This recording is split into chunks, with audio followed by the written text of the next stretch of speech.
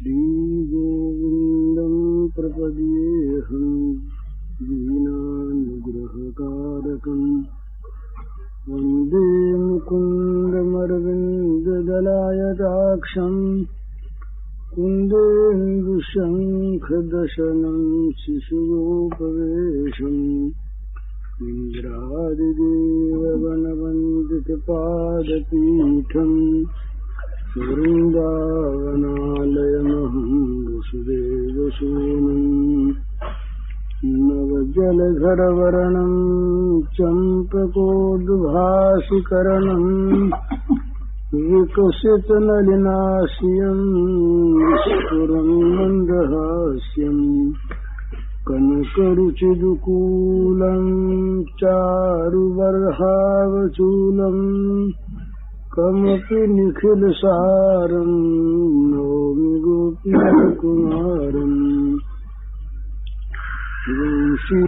भूषितकरान्नवनीरदाभात् पीताम्बरादरुणबिम्बफलाधरोष्ठात् पूर्णेन्दुसुन्दरमुखादरविन्दनेत्रात् कृष्णात् परं किमपि तत्त्वमहं न जाने। श्रीहरिः औद्याचालं पङ्गुं लङ्घयते गिरिं यत्कृपातमहं वन्दे परमानन्दमाधवम्। श्रीमन्मदनगोपालं बृन्दारण्यपुरन्दरम् श्रीगोविन्दं प्रपद्येऽहं दीनानुग्रहकारकम् वन्दे मुकुन्दमरविन्ददलायताक्षम् कुन्देन्दुशङ्खदशनं शिशुगोपवेशम् इन्द्रादिदेववनवन्दितपादपीठम् वृन्दावनालयमहं वसुदेवसूनुम् नवजलधरवर्णं चम्पकोद्भासिकरणम् विकसितनलिनास्यं विस्फुरन् मन्दहास्यम् कनकरुचिदुकूलं चारुबर्हावचूलम् कमपि निखिलसारं नौमि गोपीकुमारम् वंशीविभूषितकरान्नवनीरदाभात् पीताम्बरादरुणबिम्बफलाधरोष्ठात् पूर्णेन्दुसुन्दरमुखादरविन्दनेत्रात् कृष्णात् परं किमपि तत्त्वमहं न जाने। उत्थायोत्थाय कृष्णस्य चिरस्य पादयो पतन् आस्ते महित्वं प्राग्दृष्टं स्मृत्वा स्मृत्वा पुनः पुनः शनैरथोत्थाय विमृज्यलोचने मुकुन्दमुद्वीक्ष्य विनम्रकन्धरः कृताञ्जलिः प्रश्रयवान् समाहितः सवेपथुर्गदगदयैलतेलया। जगत सृष्टा ब्रह्मा जी का हृदय विगलित हो गया और वे भगवान के चरण कमलों में लौट गए। उनकी विचित्र दशा हो रही है।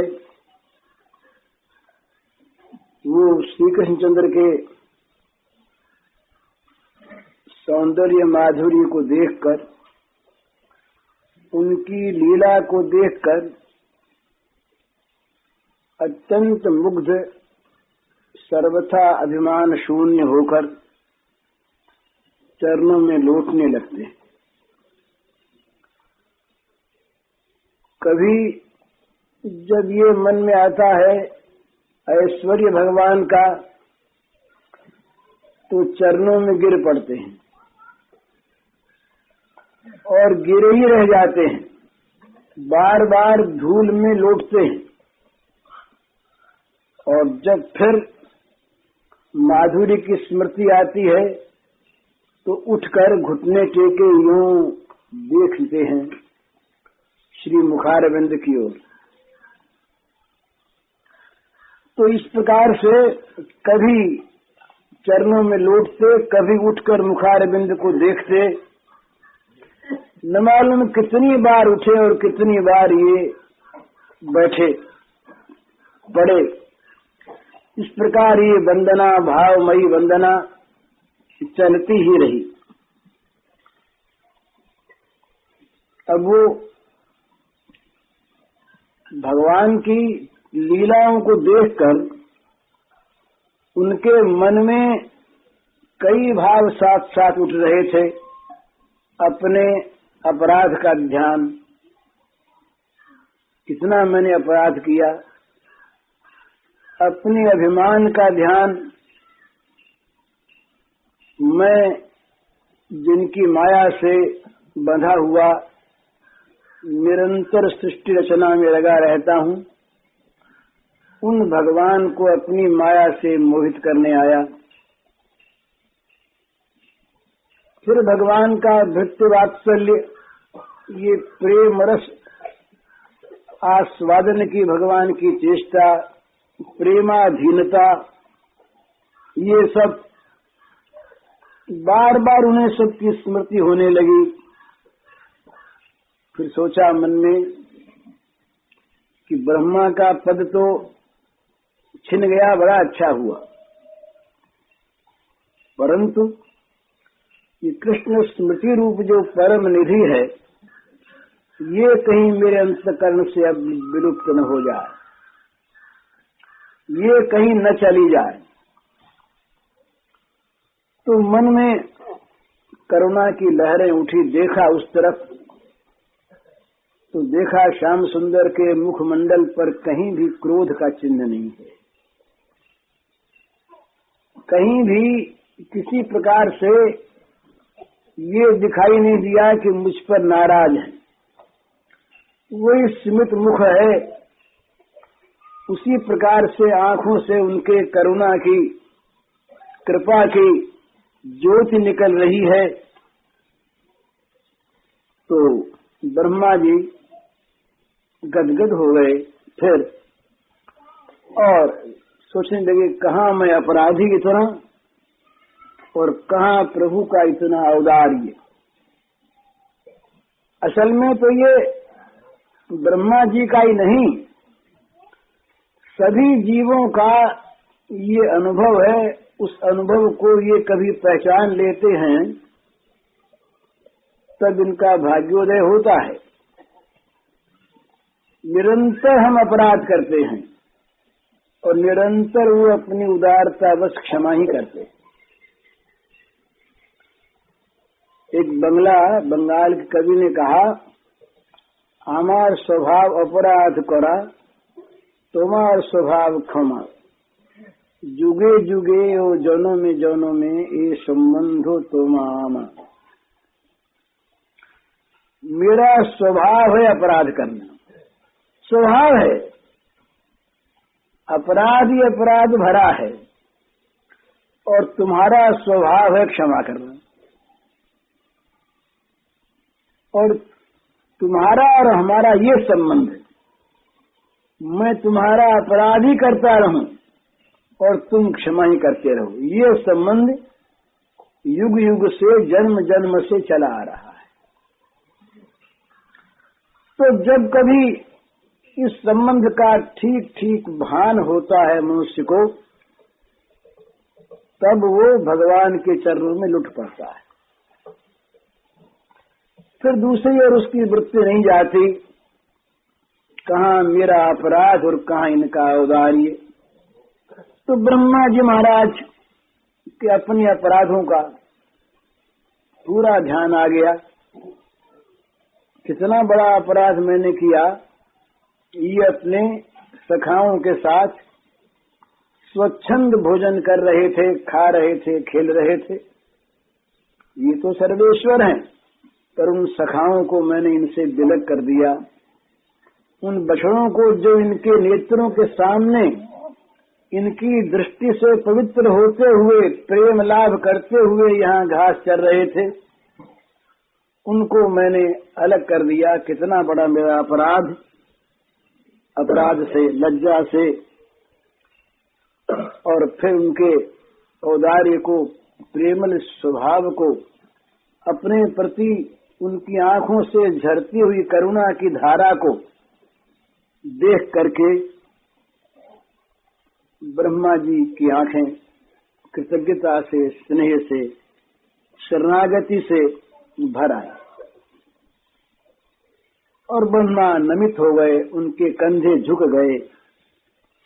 रोम रोम में मानो उनके विनय का स्रोत बह चला। उनकी अंजलि बंध गई, हाथ जुड़ गए और वे घुटने टेक कर समाहित चित्त से भगवान की महिमा का गान करने लगे। वो उपक्रम कर रहे थे, ब्रह्मा जी के अंगों में फिर कंपन प्रारंभ हो गया।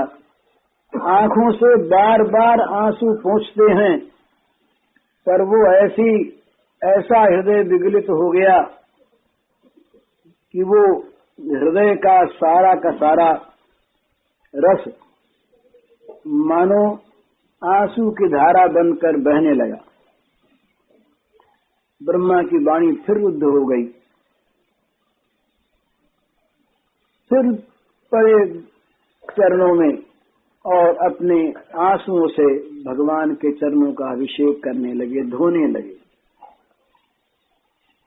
गदगद कंठ हो गए। शनै रथोत्थाय विमृज्य लोचने मुकुंद मुद्वीक्ष विनम्र कंधरः कृतांजलि प्रश्रयवान समाहितः सवे पथुर गदगद येलते लया। प्रभु रूप तेज प्रभाव वैभव सुमिर ही सकुचात हैं। पुनि उठ्यो निज कर पूछ लोचन निरख मुख हर खातो हैं। अति नम्र सिर कर जोरी जुग सह विनय कंपित गातु हैं। पुनि प्रेम गद गद पुलक तन नुति करन हित अकुलात हैं। फिर भगवान की लीला शक्ति के प्रभाव से थोड़ी शांति हुई, धैर्य आया, कुछ साहस बटुरा और किसी तरह से उन्होंने अपने को संभाला। मानो गिरे जा रहे थे, किसी प्रकार से अपने को संभाला। अब वाणी ने भगवान की सेवा करने का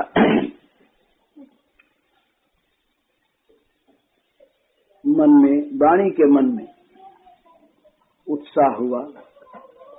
वाणी उनके सरस्वती देवी भगवती ब्रह्मा जी के जिह्वाग्र पर बैठ गई। आज ब्रह्मा की वाणी बंद हो गई थी इस समय। अगर भगवान लीला विहारी वाणी का फिर से उद्बोधन न करते तो वाणी न जगती।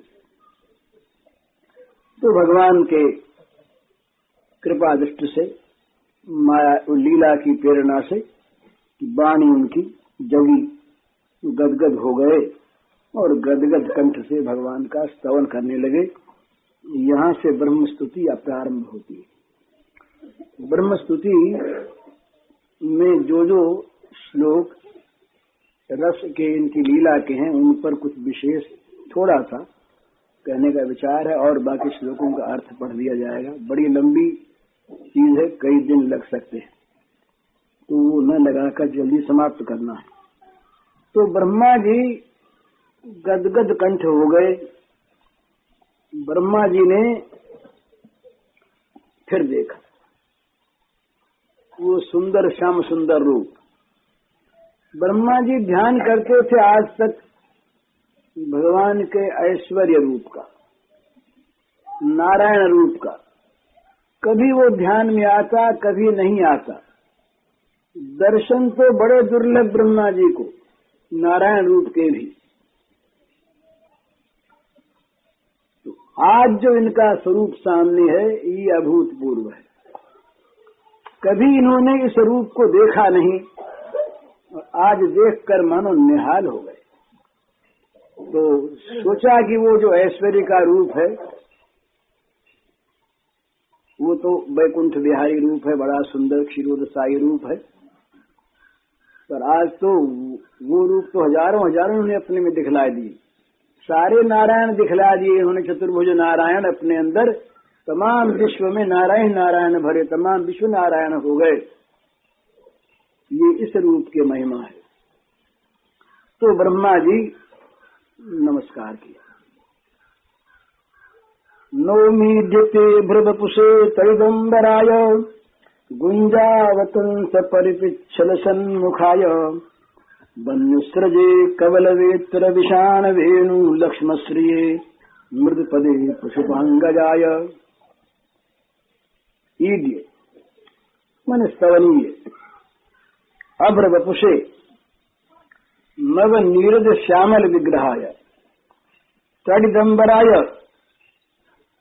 स्थिर दामिनीवत पीतवर्ण वसन परिधायिने गुंजावतंस परिपिच्छल सन्मुखाय गुंजा फल रचित कर्ण भूषणाभियान गुंजा माला वेष्टित चूड़ो परि विराजित मयूर पुच्छैश्च शोभमान वदनाय वन्यस्रजे वृंदावनीय पत्र पुष्पाय रचित माला धारिणे कवल वित्र विषाण वेणु लक्ष्म श्रिये कवलम दध्योदन ग्रास वेत्रम गवाद पशु नियंत्रणार्थ लघु यष्टि विषाणम श्रृंगम वेणु मुरलीश्च तैव लक्ष्म असाधारण चिन्हानि तै श्री असाधारण शोभा यश्च तस्मै मृदुपदे सुकोमल लघुचरणाय पशुपांकजाय नंदात्मजाय ते तुभ्यं त्वामेव प्राप्त नित्यर्थः नौमि स्तौमि। भगवान की वंदना की। इसमें भगवान के जो नाम बताए, जो जो विशेषण दिए, जिन जिन स्वरूप सौंदर्य का वर्णन किया, वे बड़े मधुर हैं। वैकुंठ में, क्षीर सागर में निर्गुण निर्विशेष ब्रह्म के स्वरूप में इन सारे लक्षणों की कहीं पर भी कल्पना नहीं। ब्रह्मा ने ये कल्पना थी भगवान का स्वरूप सौंदर्य, भगवान की प्रेम रस माधुरी, भगवान की प्रेमाधीनता और भगवान का सर्वज्ञ का अज्ञत्व स्वीकार, ये देखा और चाहा कि बस यही रूप, यही चरणारविंद मुझे प्राप्त रहे, मेरे हृदय से ये कभी निकले नहीं। तो ब्रह्मा जी बोले वंदनीय। ब्रह्मा जी ने कहा, हे ईड्य ते नौमि स्तवनीय। तो स्तवनीय तो भगवान के सभी स्वरूप हैं। यहाँ तक कि हम किसी भी देवता को भी अगर नमस्कार करते हैं तो वो नमस्कार भी भगवान को ही पहुंचता है। हम किसी देवता की पूजा करते हैं तो वो पूजा भी भगवान की ही होती है। हम किसी देवता का यज्ञ करते हैं तो यज्ञ भोक्ता भगवान ही है। भोक्ता यज्ञ तपसाम सर्वलोक महेश्वरम। ब्रह्मा जी ने बहुत बार सुना, गाया, कहा, उपदेश किया, आकाशाय पतितम तोयम पिता गच्छति सागरम सर्वदेव नमस्कार केशवम प्रतिगच्छति। कहीं भी हाथ जोड़ो उन्हीं को जोड़ता है। जैसे ये स्वाभाविक ही मेघ कहीं बरसे, अगर वो जल की धारा बनकर समुद्र में ही जाता है इसी प्रकार ये पन्य देवता भक्ता युजंते श्रद्धया निवता तीप मामेव कौंते विधि पूर्वकम। भगवान ने गीता में कहा कि किसी भी देवता के कोई पूजा करे वो पूजा मेरी ही होती है। तो ब्रह्मा जी कहते हैं कि आप सर्वात्मक हैं, आप सबके मूल हैं और आप ही जगत भर के लोगों के द्वारा, नास्तिकों के द्वारा भी नास्त रूप में, ये आगे कहेंगे इसी में, आपकी प्रश्न वो कहते हैं नहीं है, नहीं है जहां पर है वही आप हैं। तो अपनी अपनी इच्छा रुचि वासना के अनुसार लोग आपको पूछते हैं, इसलिए सारे जगत के पूजनीय वंदनीय स्तवनीय आप ही हैं। योगी ज्ञानी कर्मी सकाम भक्त ये अपनी अपनी अभीष्ट प्राप्ति के लिए, अज्ञान नाश के लिए सब आपकी पूजा करते हैं और उनकी अभिलषित वस्तु प्राप्त होती है। मुक्ति चाहने वालों को मुक्ति, भोग चाहने वालों को भोग आप देते हैं। परंतु भगवान, मैं तो केवल चाहता हूं आपके चरणों की प्राप्ति। आपकी कृपा से, आपके चरणों के अतिरिक्त मेरा कुछ भी अभीष्ट नहीं है। निरंतर मेरा चित्त आपके चरणों में लगा रहे, आपके चरणारविंद युगल मेरे हृदय में निरंतर बसे रहें। मेरे मन में कभी भी भुक्ति मुक्ति की बात आवे ही नहीं। ये जो भगवान के चरण प्राप्त करने की लालसा है, इच्छा है, ये सर्वोत्तम सर्वश्रेष्ठ सर्वोपरि इच्छा है।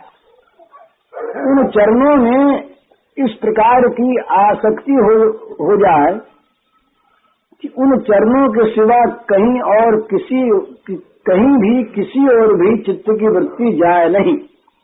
सारी ममता, सारी आसक्ति उन चरणों में जा करके ही संलग्न हो जाए, केंद्रित हो जाए, रुक जाए।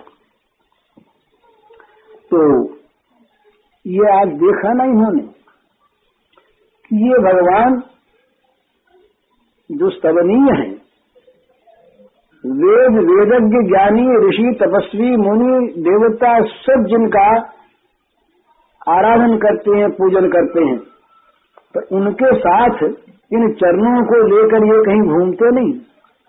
उनको इस प्रकार का साथ बैठ करके खाने खिलाने का, हंस हंस कर मुंह में कौर देने और लेने का ये रस कहीं भी नहीं देते भगवान, किसी को दिए ही नहीं।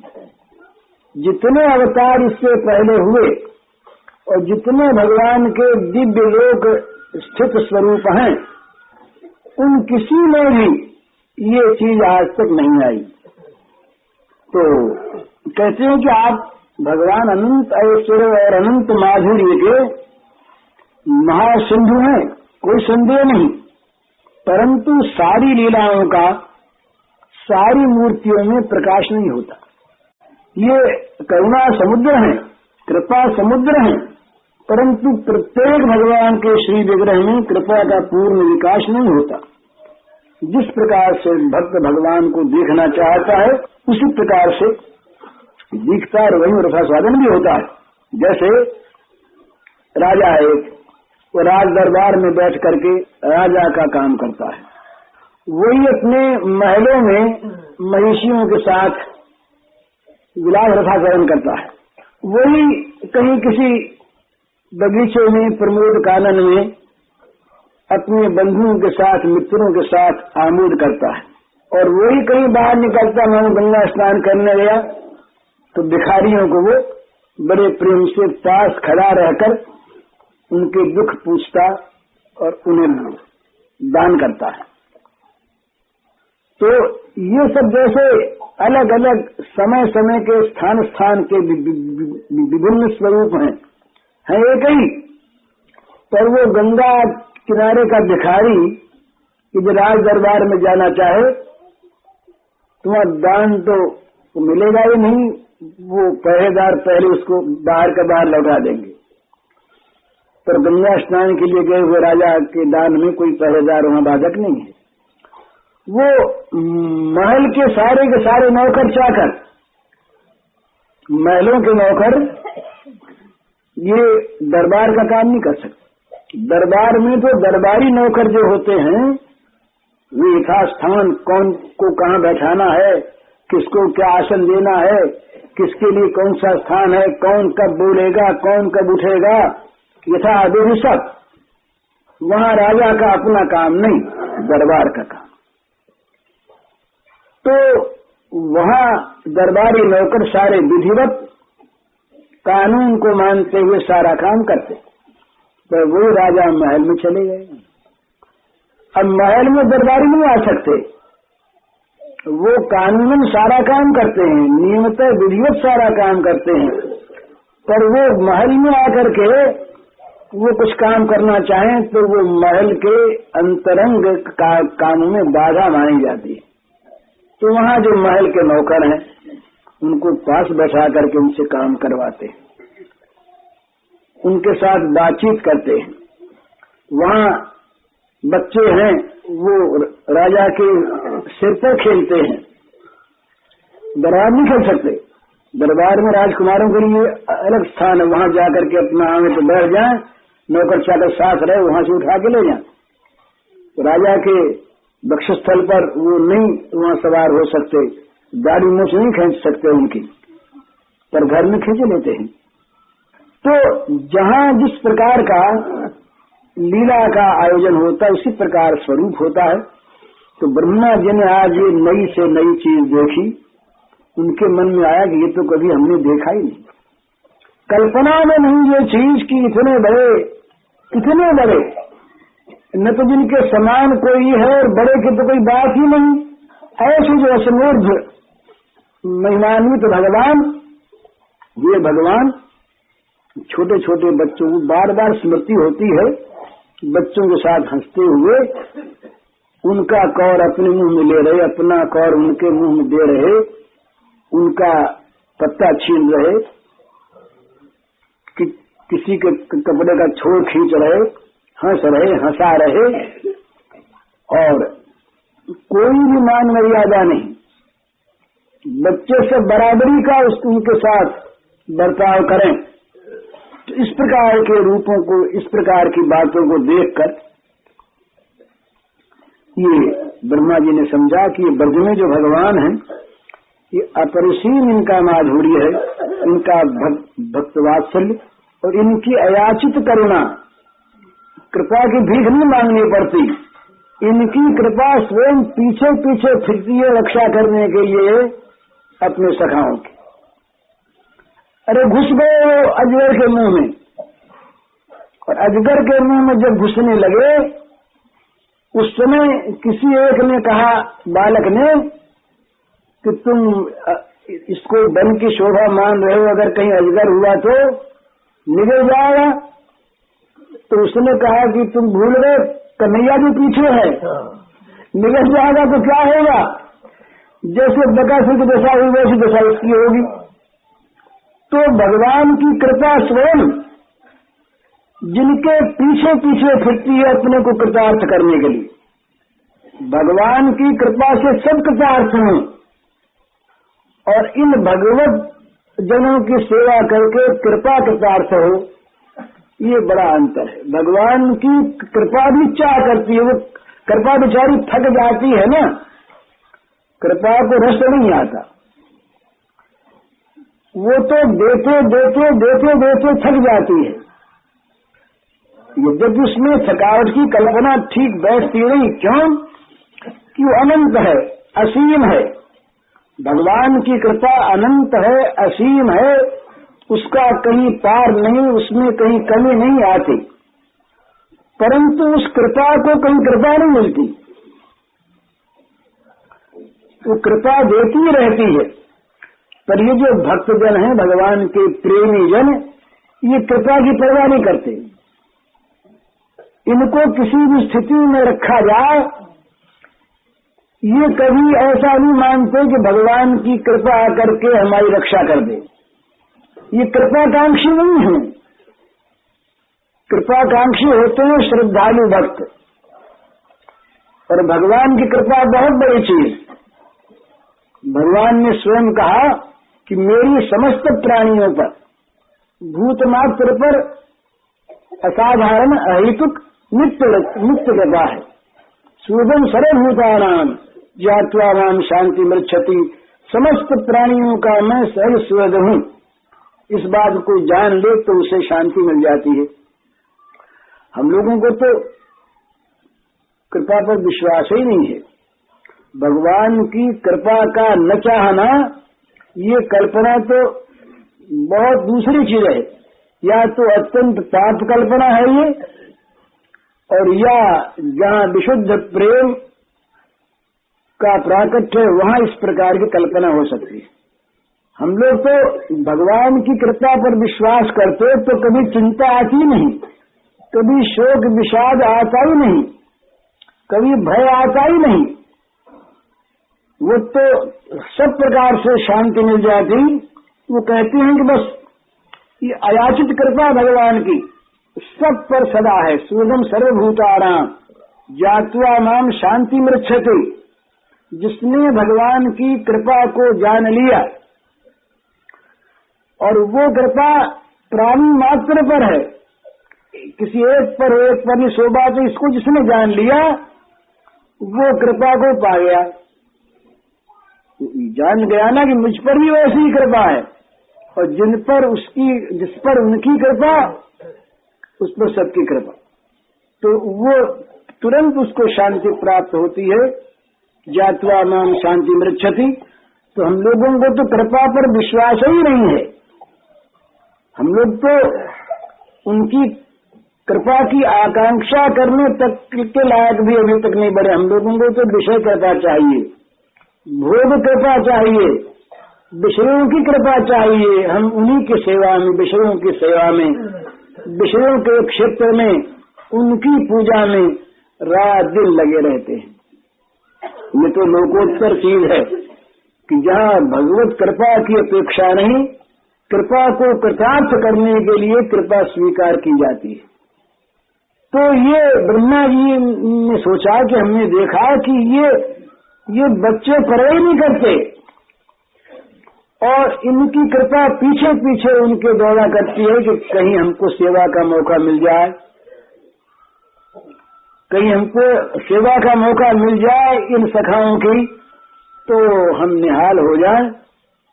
इस प्रकार की कृपा को देखा। फिर देखा उनकी याद आया वो नवनीत चोरी है। सारे जगत के अधीश्वर सर्वेश्वर भगवान वे गोपांगनाओं के घरों में घुस घुस कर वो चुरा चुरा कर नवनीत खाते। इनके मन में आया कि ये बड़ी नवीन नैवेद्य ग्रहण की पद्धति ये यहीं पर देखी। ब्रह्मा जी ने कहा कि हम लोग जब वेद के मंत्रों द्वारा जब यज्ञ में भगवान का स्तवन करते हुए भगवान के लिए भोग अर्पित करते हैं, तो मन में कल्पना करते हैं कि इसे भगवान ने ग्रहण कर लिया होगा।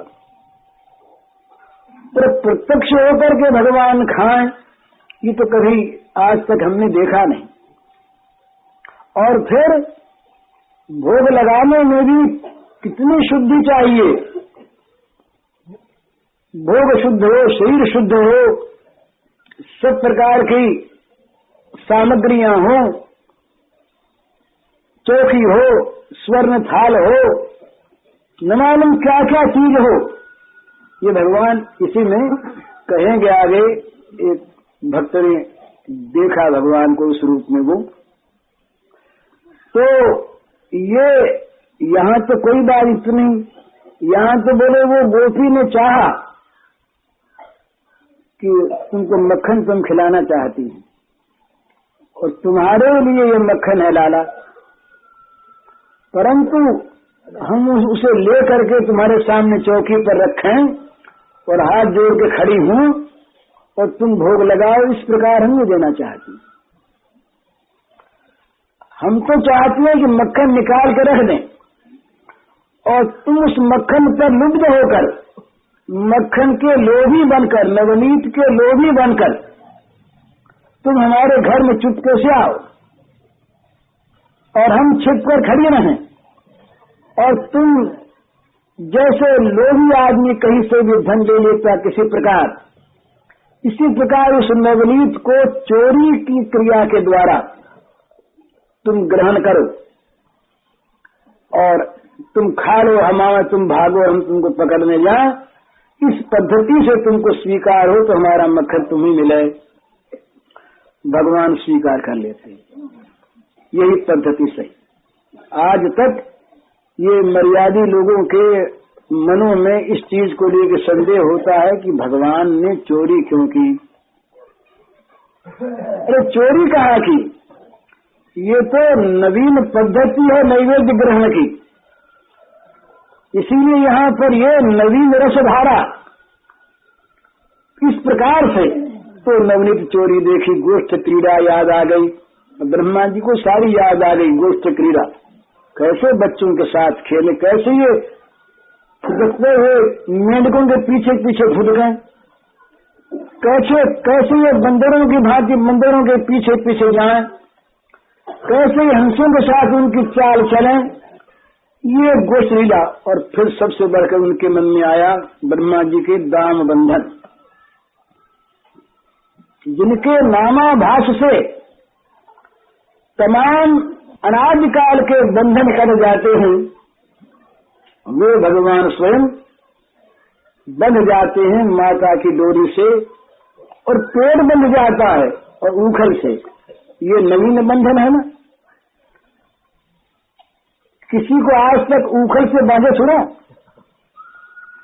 ये उलूखल बंधन लीला, ये श्री कृष्ण के ये लीला आत्म विहार में एक अभिनव, एक नई चीज, कहीं भी किसी भी अवतार में ये उलूखल बंधन लीला नहीं हुई।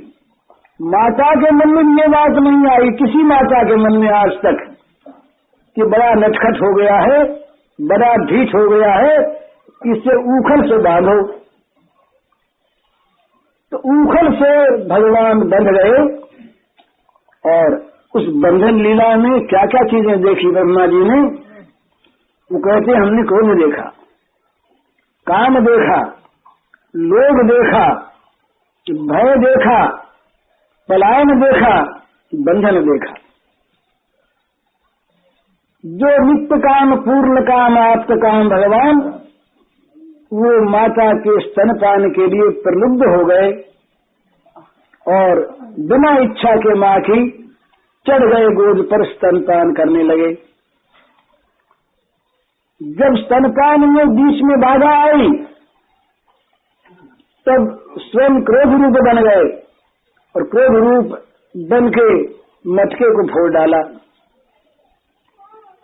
उसके बाद भय लगा तो भाग के कोठरी में छिप गए। लोग आया, फिर मक्खन खाने लगे। माता को छड़ी लिए हुए आते देखा तो भगे। माँ ने पकड़ना चाहा तो पकड़ में नहीं आए, भगने लगे। पकड़ लिया तो रोने लगे। वो कज्जल मिश्रित अश्रु धारा वो श्याम सुंदर कपोलों पर बह जली। डर गए और फिर माँ ने बांध दिया। ये लीला हमने आज तक नहीं देखी। ब्रह्मा जी ने सोचा ये लीला आज तक नहीं देखी। ये लीला जिस रूप में हुई है वही हमारा वंदनीय है। बोले हमने भगवान के अपनी बात याद करने लगे ब्रह्मा जी कि हमने नारायण के नाभ कमल से जन्म लिया, वहां से उत्पन्न हुए, परंतु हमको वो दिखे नहीं। जिनके नाभ कमल से हमारा उदय हुआ वो मूल पुरुष हमको दिखे नहीं। फिर हमने उनकी कृपा से मंत्र प्राप्त किया, तपस्या की, सिद्धि प्राप्त की, तीव्र साधना की, तब एक बार गर्भोदशाई नारायण के हमको दर्शन हुए, एक ही बार हुए।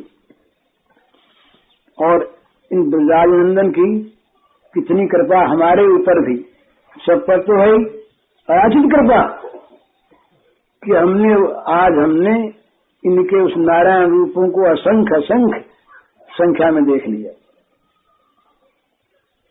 एक बार नारायण रूप का दर्शन किया हमने, सो भी मंत्र सिद्धि और कृपा प्राप्त करके, और आज अभी हमने देखा अनंत नारायण रूप, एक दो नहीं, लाखों करोड़ों असंख्य नारायण सब हमको दिखाई दिए। कहा तुम एक के लिए तरस रहे थे, तो इन भगवान की, इस रूप के भगवान की जो कृपा है, ये बस सबसे बड़ी कृपा है। और इन्हीं रूप का, ऐसे भगवान का, इन गोप शिशु भगवान का ही चरण प्राप्त हो जाए, हमें निरंतर रहे, और इन चरणों को हम सदा के लिए हृदय में बांध रख सकें।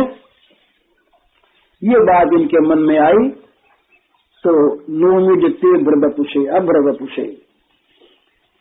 अभ्रवपुषे मने नव नील नीरद भगवान, श्यामल सुंदर मूर्ति भगवान,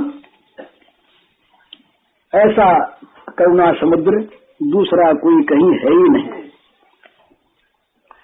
तो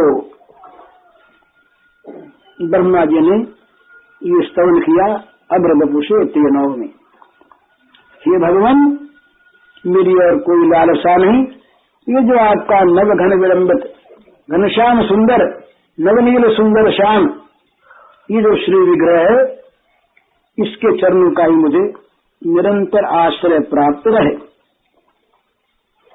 तो ब्रह्मा जी तडिदंबराय अभ्रवपुषे तडिदंबराय, अब ब्रह्मा जी का ध्यान गया भगवान के वस्त्रों की ओर, पीले वस्त्र। तो ये उपमा दी ना नव नील नीरमुखी, नव घनश्याम श्याम सुंदर, नए नीले नीले बादलों के समान। तो अब मन में उनके आया,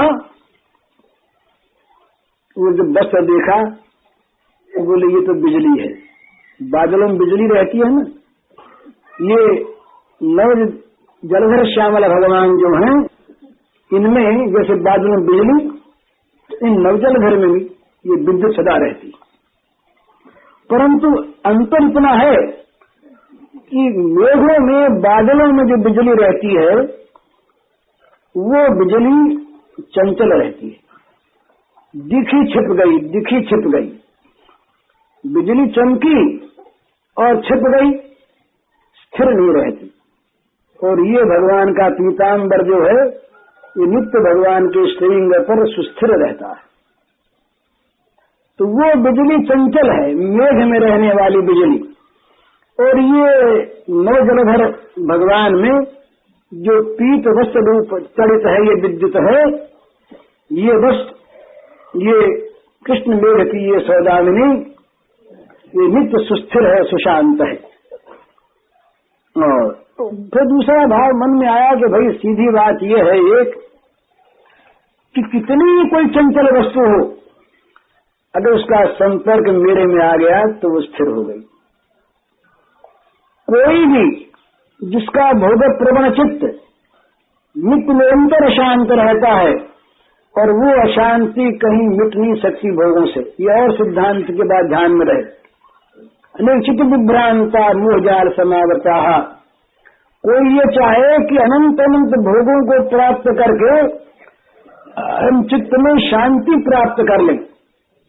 बड़े बड़े भोगी, बड़े बड़े अधिकारी, बड़े बड़े देवता, सबका ये अनुभव है, सब ये कहते हैं कि क्या करें, चीज तो सब मिल गई पर चित्त शांत नहीं है। चित्त शांत क्यों नहीं है? कि जो वस्तु विनाशी है, क्षणभंगुर है, नाश होने वाली है, उस वस्तु के साथ चित्त का संपर्क है तो शांति कहाँ से आवेगी? वो तो नष्ट होने वाली वस्तु है ही। तो भगवान ने, ब्रह्मा जी के मन में आया कि भगवान मानो ये पीतांबर धारण करके, और ये सुस्थिर पीतांबर धारण करके ये बता रहे हैं कि भाई अगर कोई मेरे में चित्त समर्पित कर दे तो सदा के लिए उसे मैं फिर अपने पास रख लेता हूं। सजल श्याम घन बरन लीन भय, फिर चित्त अनत न भटक्यो। चित्त वहीं तक भटकता है। आगे ब्रह्मा जी कहेंगे इस स्तवन के अंत में ही, चित्त कब तक भटकता है? जब तक ये भगवान के समर्पित नहीं होता। भगवान के समर्पित हो जाने पर चित्त का भटकना बंद हो जाता है, चित्त शांत हो जाता है। क्यों शांत हो जाता है? कि चित्त की चंचलता में दूसरा चंचल आगे समा जाता है और इसकी सारी चंचलता को वो खा जाता है, आत्मसात कर लेता है। और उसकी चंचलता इतनी मनोहर होती है और ऐसी नित्य होती है, नित्य नव होती है कि उसमें जो रसधारा प्राप्त होती है उसमें इसका सारा का सारा दूसरा चांचल्य सदा के लिए मिल जाता है। तो ब्रह्मा जी ने कहा, तैरंबराय स्थिर सौदामणि सदृश पीताम्बरधारी को प्रणाम। ये नमस्कार दूसरा की।